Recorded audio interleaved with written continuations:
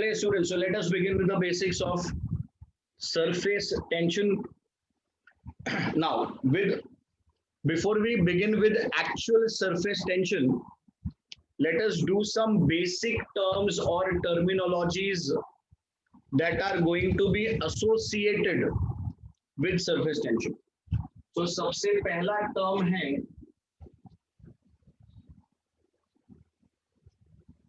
intermolecular forces. So what do you understand by intermolecular forces? एक line में answer देने का कोशिश कीजिए. Yes, very good.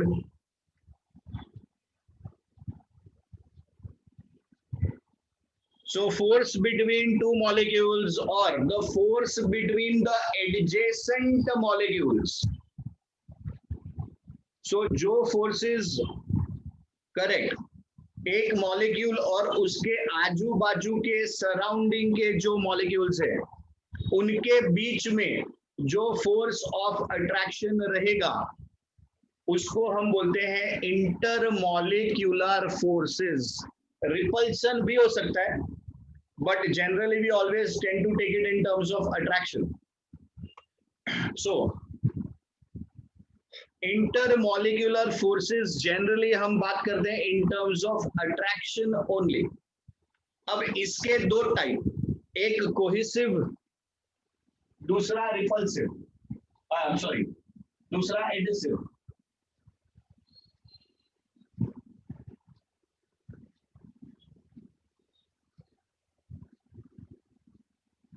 So what do you understand by, देखो इंटरमॉलिक्यूलर फोर्स आपको समझ में आ गया. इंटरमॉलिक्यूलर फोर्स मतलब the force of attraction between the neighbouring molecules. So instead of saying two molecules, the easier word would be, we can say between neighboring molecules. तो मेरा वो काम हो जाता है intermolecular. Cohesive or adhesive. So cohesive stands for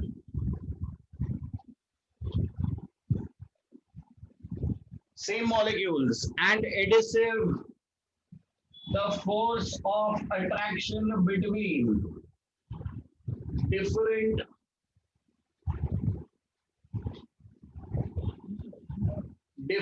molecules. So cohesive मतलब same molecules, adhesive मतलब different molecules. अब इसको आराम से एक एक एग्जाम्पल लेके समझने की कोशिश करते हैं. तो जब हम बोलते हैं कोहेसिव, अब आपके पास एक नोटबुक है, टेक्स्ट बुक, एकदम ब्रांड न्यू बुक रहता है, तो आप देखो उसके पेजेस जो हैं वो पेजेस एक दूसरे के साथ चिपके हुए रहते हैं. तो आप ऐसा करके, या नोट जब गिने जाते हैं तो वो दो सिमिलर टाइप ऑफ मॉलिक्यूल्स, दो पेजेस के बीच में जो अट्रैक्शन है, या दो जो नोट के बीच में जो अट्रैक्शन है, वो सिमिलर के केस में होता है, दैट इज कोहेसिव. तो कोहेसिव इज सेम मॉलिक्यूल. अब आते हैं डिफरेंट मॉलिक्यूल्स. आपने एक पानी लिया, पानी का ग्लास लिया, समझो आपने ग्लास को उल्टा कर दिया, पानी निकल गया. तो देखने में अपने को क्या लग रहा है कि भाई आपने इसको ग्लास को उल्टा कर दिया, सारा का सारा पानी निकल चुका है. पर अब आप उस खाली ग्लास में ऐसे उंगली घुमा के देखिए, your finger will become wait. इसका मतलब क्या हुआ? इसका मतलब जो पानी है वो ग्लास को चिपक गया था. सो यहाँ पर दो अलग अलग मॉलिक्यूल्स है, वाटर मॉलिक्यूल है एंड द ग्लास मॉलिक्यूल है. That is adhesive force of attraction. हम इस व्हाइट बोर्ड पे लिख सकते हैं, ये जो अपना व्हाइट बोर्ड है इसके ऊपर आप लिख सकते हो.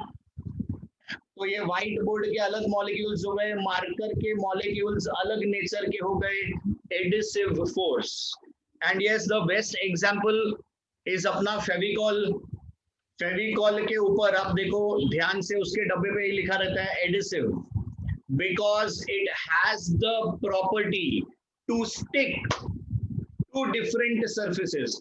आप कार्डबोर्ड ले लो, कार्डबोर्ड पे फेविकॉल लगाओ, पेपर चिपका दो. तो कार्डबोर्ड अलग चीज है, पेपर अलग चीज है, आपने चिपका दिया with the help of what, with the help of Fevicol. तो फेविकॉल जो चीज है वो क्या बन जाता है, वो अपना एडिसिव हो जाता है. It is that medium with the help of which we can stick to different surfaces. इसके लिए हम उसको बोलते हैं adhesive force of attraction. Yes, cement बहुत बढ़िया एग्जांपल. तो सीमेंट भी जो है वो एक तरह से एडिसिव ही हो गया, राइट. तो अभी देखो तीन टर्म सीख गए हम. इंटरमॉलिक्यूलर फोर्सेस, उसमें दो types, cohesive, adhesive. Now let us move on to some more terms. तो अगर अपने पास एक मॉलिक्यूल है, लेट अस से दिस इज योर मॉलिक्यूल. सो इस मॉलिक्यूल का जो इफेक्ट होगा, जो रीजन होगा जहां तक इसका फोर्सेस इफेक्टिव है, तो लेट अस से यहां से लेके यहां तक, इधर इधर इधर इधर, आप ऐसे और भी लाइंस ड्रॉ कर सकते हो.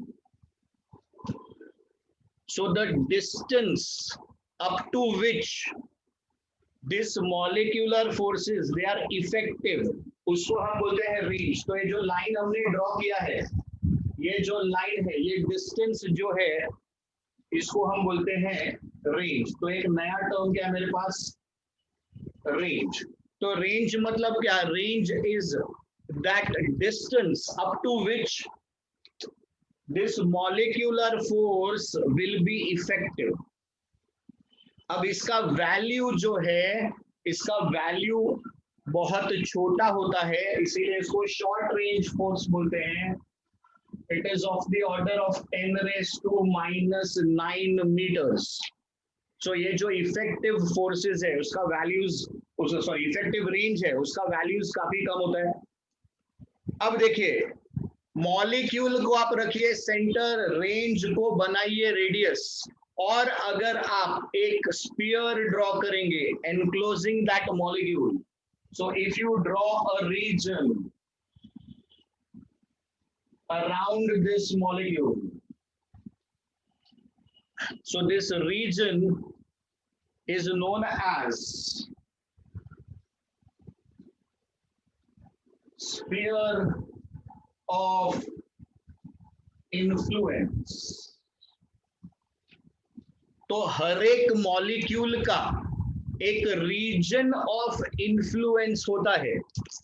आप लोगों का भी, आपका घर आपका रीजन और आपका स्फीयर ऑफ इन्फ्लुएंस है.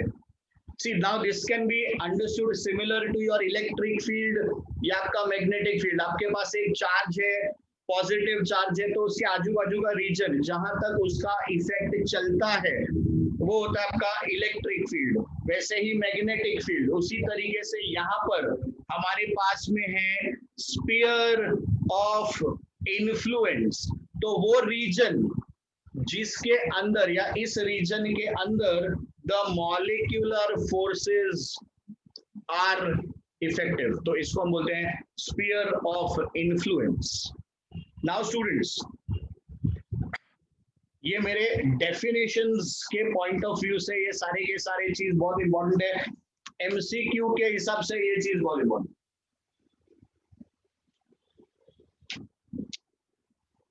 तो ये हमने थोड़ा सा मॉलिक्यूलर थ्योरी पढ़ा. अब हमने मॉलिक्यूलर थ्योरी क्यों पढ़ा, क्योंकि एक बहुत इंपॉर्टेंट क्वेश्चन है,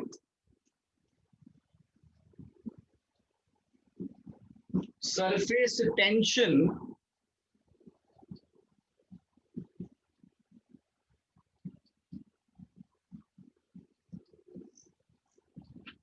on the basis of molecular theory. So we are going to study surface tension on the basis of what? On the basis of molecular theory. चलिए प्लीज ध्यान दीजिएगा, बहुत ही सिंपल एस्पेक्ट है, अपने को सिर्फ अच्छे से समझना है तो अपने को पता चल जाएगा भाई ये कॉज ऑफ सरफेस टेंशन क्या है. We will take a container.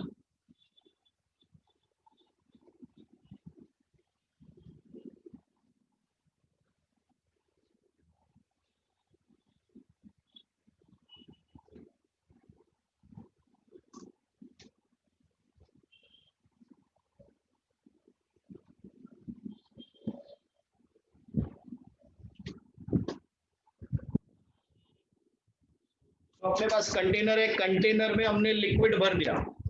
अब कंटेनर में हमने क्या किया, कंटेनर में हमने लिक्विड भर दिया, लिक्विड भर देते हैं।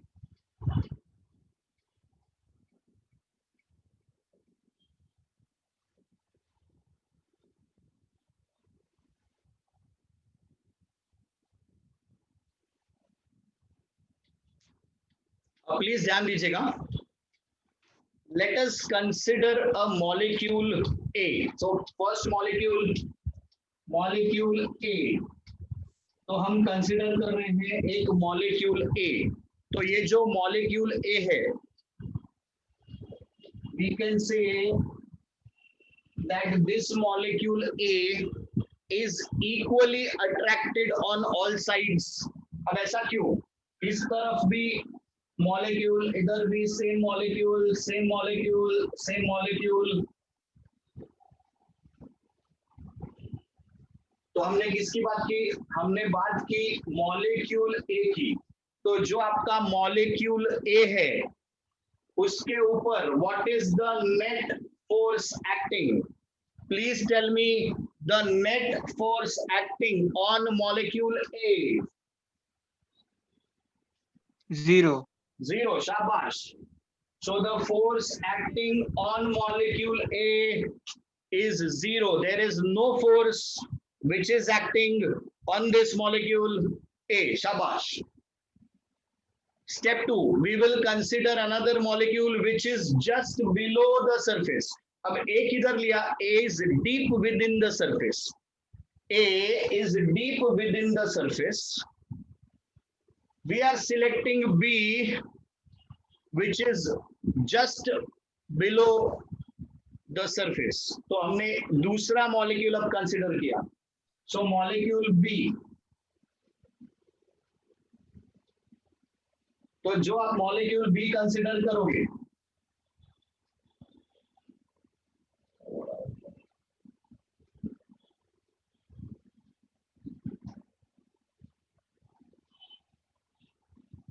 so let's say this is molecule B. अब now check इसका forces.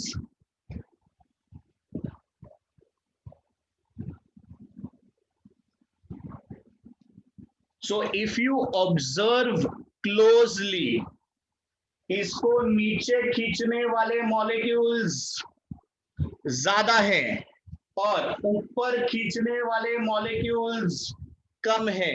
एयर की तरफ से जो इसको इफेक्ट या इसको पुल मिलेगा that is going to be negligible, तो उसको हम कंसिडरेशन में नहीं लेते। In fact you have studied atmospheric pressure, तो वो आपको ऊपर से नीचे ही दबा रहा है। एनीवेज, अगर आप लेते भी हो एयर का मॉलिक्यूल्स, तो एयर जो इसको खींचेगा that is going to be adhesive force, वो नेग्लिजिबल रहता है, हम इसको काउंट नहीं करेंगे। So when we are talking about molecule B, so what can you say about this molecule B? इसके ऊपर जो फोर्स एक्टिंग है उसका क्या डायरेक्शन है? ऊपर, नीचे, राइट, लेफ्ट, आजू बाजू?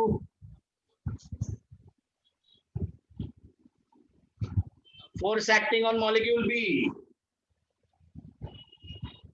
So students, very good Anushri. Force acting on molecule B is in the downward direction. Correct, it is in the downward direction. इसको आप कंप्लीट करेंगे तो आपको समझ में आएगा ये पार्ट जो है ये ऊपर है। So net force acting is in the downward direction. चलिए एक और मॉलिक्यूल लेंगे, molecule C which is on the surface.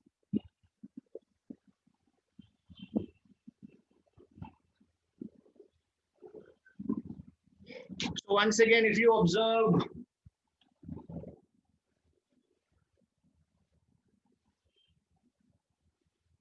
net force acting on C. So molecule C लिया हम लोग ने। So molecule C, what is the net force acting?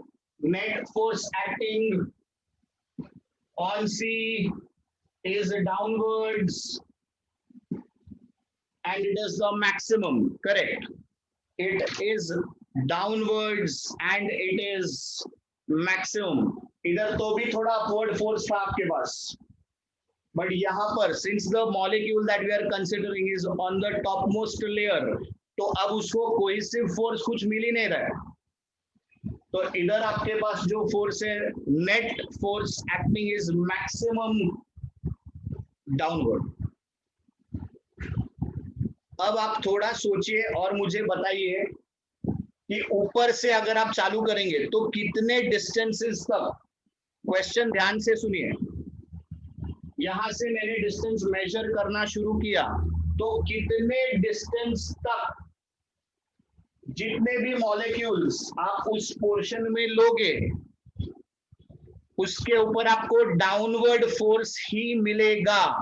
यानी we can say कि पर्टिकुलर रीजन मिलता है ऊपर, इस रीजन के अंदर जितने भी मॉलिक्यूल्स होंगे सबके ऊपर डाउनवर्ड फोर्स एक्ट करेगा। ये डिस्टेंस कितना है? आंसर बोर्ड पे ही है, करेक्ट। ये आपका रेंज है जिसका वैल्यू 10⁻⁻⁹ मीटर होगा। अब इसको सोचिए कि आप ऐसा क्यों बोल रहे हो सर कि इसके अंदर जितने भी मॉलिक्यूल्स रहेंगे सब डाउनवर्ड, क्योंकि जो आपके रेंज वाले डिस्टेंस पे मॉलिक्यूल रहेगा जब आप सर्कल बनाओगे तो उसका सर्कल कंप्लीट हो जाएगा,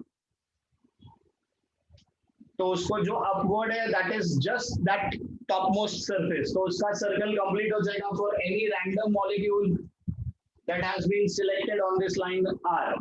तो टॉप मोस्ट सरफेस से लेकर रेंज के डिस्टेंस तक जितने भी मॉलिक्यूल्स इस पोर्शन में रहेंगे वो सबके ऊपर डाउनवर्ड फोर्स एक्ट करेगा। तो ये जो पार्ट है इस पार्ट को बोला जाता है सरफेस फिल्म। इसको क्या बोलते हैं भाई? इसको बोलते हैं सरफेस फिल्म। तो ये जो रीजन है, ये जो सेक्शन है, ये है सरफेस फिल्म।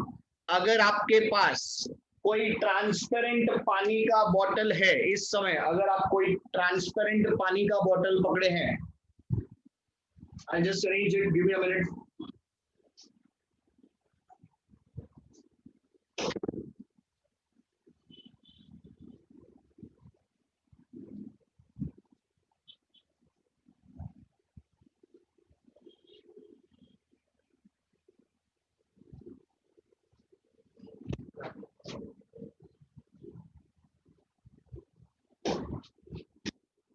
ओके स्टूडेंट्स, ये देखिए,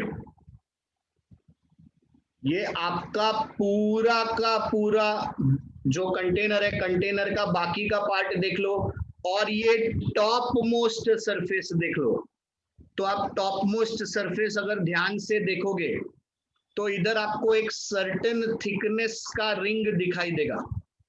तो बाकी का लिक्विड का कंपैरिजन करो इस टॉप मोस्ट पार्ट के साथ, तो ये आपको ये थिक पार्ट जो दिखाई देता है इसको बोलते हैं सरफेस फिल्म।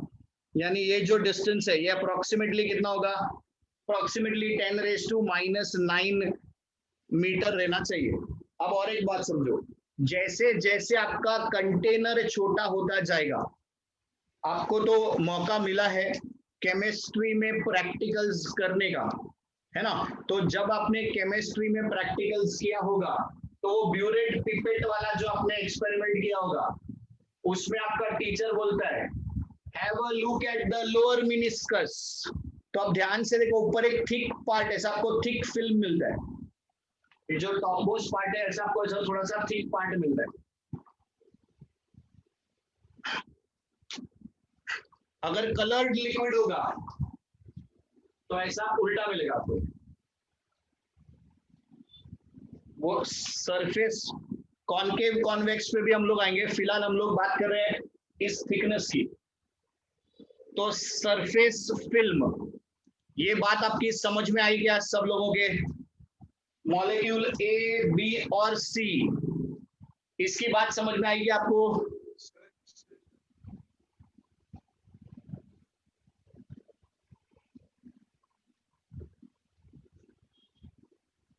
यस नीता, जो सरफेस पे अटैचमेंट करेंगे उसको डाउनवर्ड फोर्स मिलेगा। अच्छा एक मिनट, आप किसी चीज की बात कर रहे हो, कोई चीज को अपन रखेंगे तभी उसकी बात कर रहे हो? Okay, we will come to that, अभी तक हम वहां पहुंचे नहीं है। तो इस सरफेस में जितने भी मॉलिक्यूल्स हैं, इस सरफेस के सारे पार्टिकल्स, इस सरफेस फिल्म में जितने भी मॉलिक्यूल्स हैं, सबके ऊपर नेट फोर्स किधर एक्ट कर रहा है? डाउनवर्ड डायरेक्शन में एक्ट करेगा। Now let us come to the main theory. ये था मेरा molecule A, molecule B, molecule C. तो इससे हमने क्या बता दिया? इससे हमने आपको ये बता दिया कि ये जो टॉप मोस्ट सरफेस है, इसके अंदर जितने भी मॉलिक्यूल्स हैं वो सारे के सारे कैसे एक्ट कर रहे हैं? They are acting in the downward direction. Now please observe this, ये अपना सरफेस फिल्म हो गया, ये आपका थिक फिल्म है, सरफेस फिल्म हो गया ये। इसके अंदर जितने भी मॉलिक्यूल्स है, सारे के सारे कहाँ एक्ट करेंगे? Downward direction. Please observe this, ये रहा आपका सरफेस।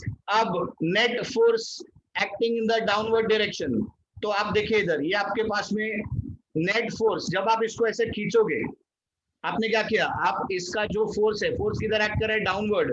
तो जब ये आपका net force, if it is acting in the downward direction, observe this skin, ये मेरा नेट फोर्स है which is acting in the downward direction. जैसे ही आप ये नेट फोर्स अप्लाई करोगे, what happens to the surface? The surface shrinks. ये आपने फोर्स अप्लाई किया, जैसे ही आपका फोर्स अप्लाई हुआ, पहले ये फ्लैट है, आपने फोर्स अप्लाई किया, force is acting in the downward direction. Because of this pull, what is happening to the surface here? This surface shrinks, मतलब it has stretched inwards, तो ये अंदर की तरफ खिंच गया। अब जब ये अंदर की तरफ खिंच गया, अब सपोज कोई चीज आपने इसके ऊपर रखा, जैसे फॉर एग्जाम्पल हम बोलते हैं इसके ऊपर एक स्पाइडर चलने लगा, तो स्पाइडर आया, स्पाइडर ने इसके ऊपर ऐसा पैर रखा, तो यू विल फाइंड कि स्पाइडर डूबता नहीं है। या अगर आपने जो ब्लेड है, ये सब जादू वगैरह दिखाते हैं लोग, ब्लेड है या कोई एकदम हल्का सा नीडल है, पतला नीडल है, उसको अगर आपने सही तरीके से, ऐसा फेंको नहीं, अगर आप उसको हल्के से प्लेस करो तो क्या होगा? ये जो ऐसा श्रिंक हुआ है, ये थोड़ा सा फ्लैट हो जाएगा। ये श्रिंक जो है, क्योंकि अंदर आ गया ना, आपने कुछ चीज रख दिया, तो ऐसा थोड़ा फ्लैट हो जाएगा और वो डूबेगा नहीं। जबकि मेटल का डेंसिटी पानी के डेंसिटी से ज्यादा है, उसके बावजूद भी वो डूबने वाला नहीं है। तो ये जो चीज हुआ है, इसको हम बोलते हैं surface tension. So the surface, the free surface of the liquid remains under tension and this is known as surface tension. अब और एक चीज देखते हैं, इससे हम और क्या पता लगा सकते हैं? By trying to decrease the surface area, यानी लिक्विड हमेशा क्या करता है? लिक्विड हमेशा अपने फ्री सरफेस एरिया को कॉन्ट्रैक्ट करने की कोशिश करेगा, वो हमेशा उसको रिड्यूस करने की कोशिश करेगा। तो अगर अपने को ए को इस टॉप मोस्ट सरफेस पे पहुंचाना है, आप इधर हो अभी, आपको अगर यहां पहुंचना है, अब आप इसको मार्क्स में करना चाहते हो, आप मार्क्स में कैलकुलेट कर लो, आप इसको पैसे में करना चाहते हो, आप इसको पैसे में कैलकुलेट कर लो। तो जो भी इधर है, उसको अगर इधर पहुंचना है, तो it has to overcome the downward forces. तो आपको क्या करना पड़ेगा? आपको मेहनत करना पड़ेगा, क्योंकि आपको ऊपर जाना है, आपको डिस्प्लेस होना है। सो डिस्प्लेसमेंट चाहिए, एंड आपको ओवरकम करना पड़ेगा ये फोर्सेस को। तो जब आप इस फोर्स को ओवरकम करके ऊपर जाओगे, तब आपने वर्क डन करोगे, तभी आप ऊपर जाओगे। तो भाई यही नेचर का रूल है, ये सिर्फ फिजिक्स से ऐसा नहीं है, नेचर ही यही बताता है कि बिना मेहनत किए आप ऊपर नहीं जा सकते। हाँ, अब एक क्वेश्चन है इसके अंदर, वो भी नेचर ने देखो आंसर दिया है। ये बेचारा ए नीचे क्यों है, बी और सी ऊपर क्यों है? तो ये वैसा ही है, जो इधर अंबानी के घर में पैदा हो गया उसके लिए अपने पास कोई ऑप्शन नहीं है ना भाई, वो तो हो गया, तो वो तो पहले से इधर है। तो यहाँ कौन रहेगा, इसके नीचे कौन रहेगा, इधर कौन रहेगा, वो कौन डिसाइड करता है मालूम नहीं। आप पानी लेते हो तो अभी आप ऐसा डालने के टाइम थोड़ी सोचते हो कौन सा वाला मॉलिक्यूल ऊपर आएगा, जो ऊपर आ गया वो ऊपर आ गया। तो ऊपर कौन रहेगा वो अपने हाथ में नहीं है, बट नीचे से जिसको ऊपर जाना है वो अपने हाथ में है। तो जो भाई मेहनत करेगा, you have to overcome this downward force, तो तब वो चीज टॉप मोस्ट सरफेस पे पहुंच जाएगी। Thank you Samriddhi. See physics में ऐसा बहुत कुछ है जो अपने रियल लाइफ से एसोसिएट होता है, रिलेट होता है। तो सरफेस टेंशन समझा क्या पहले तो ये बताओ? यस ओम, यस।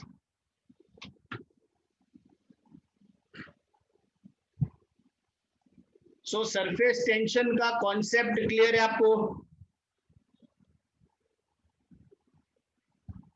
गुड। अच्छा,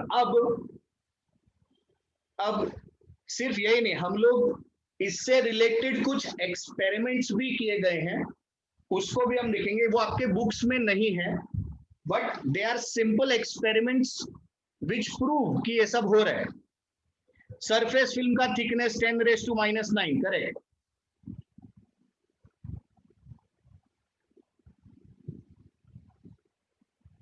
तो चलिए students, quick experiments which we can see कि भाई सरफेस टेंशन एग्जिस्ट करता है।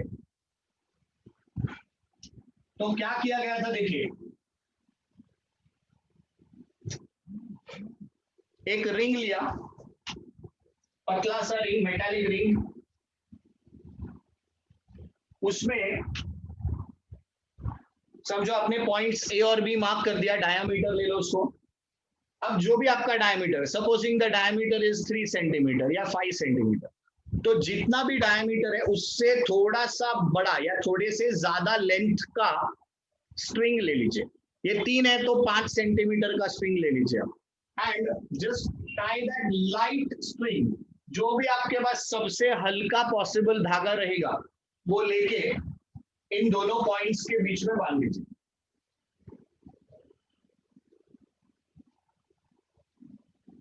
And this was dipped in a soap solution. अब इसको डिप करिए,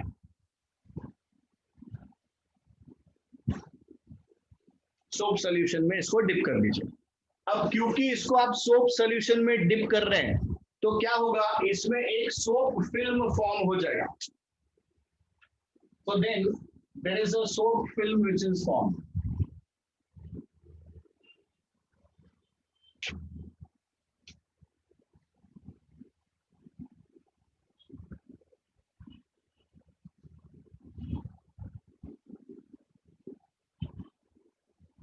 So this is the soap film. Okay, अब ये जो सोप फिल्म फॉर्म हुआ है, एक पिन लीजिए या एक नीडल लीजिए। सपोजिंग आपने राइट साइड का फिल्म को पंक्चर कर दिया, प्लीज ध्यान दीजिएगा। तो आपने क्या किया, आपने इस पार्ट, ये जो धागे के राइट साइड पे है, सपोज आपने उसको पंक्चर कर दिया, तो इट वाज फाउंड दैट ये जो आपका स्ट्रिंग है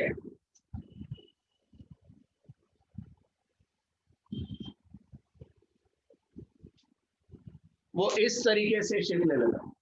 एंड सिमिलरली बाय चांस अगर आपने लेफ्ट साइड को पंक्चर कर दिया, तो इट वाज फाउंड दैट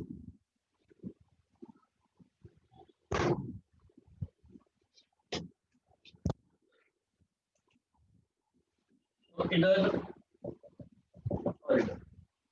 तो इससे अपने को क्या समझ में आता है? इससे अपने को समझ में आता है कि सरफेस टेंशन या लिक्विड हमेशा अपने एरिया को मिनिमाइज करने की कोशिश करेगा। एरिया मिनिमाइज करने की कोशिश का मतलब क्या होता है? पोटेंशियल एनर्जी को रिड्यूस करने की कोशिश करेगा। So it will always try to reduce its potential energy. तो यहाँ पर दोनों एग्जांपल देख ले। आपने राइट साइड पंक्चर किया तो दूसरी तरफ लेफ्ट में चले जाएगा, लेफ्ट पंक्चर करोगे राइट में चले जाएगा। जो आपका सरफेस टेंशन है, इसका फॉर्मूला देखिए क्या बनता है। It is the force acting per unit length, so it will depend on whatever is the length. पूरे के पूरे धागे के ऊपर वो एक्ट कर रहा है। So surface tension is defined as the force acting per unit length. इसका यूनिट क्या होना चाहिए? Unit will be newton per metre. इसको आप वीडियो देख लेना ना भाई, इसको फिर से रिवाइज की क्या मतलब है, इसको फिर से आप वीडियो देख लो फिर। तो ये आपका एक्सपेरिमेंट होता है विच विल जस्टिफाई कि यहाँ पर जो हमने थ्योरी में बात किया है वो इधर प्रैक्टिकली भी हो रहा है। So student, this is about surface tension. इसका यूनिट न्यूटन पर मीटर या फिर डाइन पर सेंटीमीटर। अगेन इसका डायमेंशंस भी आप निकाल सकते हो। L1 M1 T-2 upon L, LL cut हो गया, सो L0 M1 T-2। So that will be the dimension of surface tension. तो आपके टेक्स्ट बुक, जो आपका गवर्नमेंट टेक्स्ट बुक है, वो गवर्नमेंट टेक्स्ट बुक में आपको पेज नंबर 33, 34 पे आपको ये मिल जाएगा। सो 33, 34 पेज नंबर रीड कर लेना और आज जितना भी अपन ने बेसिक्स किया है वो कर लेना। सो फ्रॉम टुमारो, मतलब ये अब सरफेस टेंशन कंटिन्यू करेंगे, 2-3 दिन में सरफेस टेंशन खत्म कर देंगे, ठीक है। डिलीटेड पोर्शन फिलहाल हम लोग नहीं करेंगे, we will tackle it later on. चलिए बाय बाय।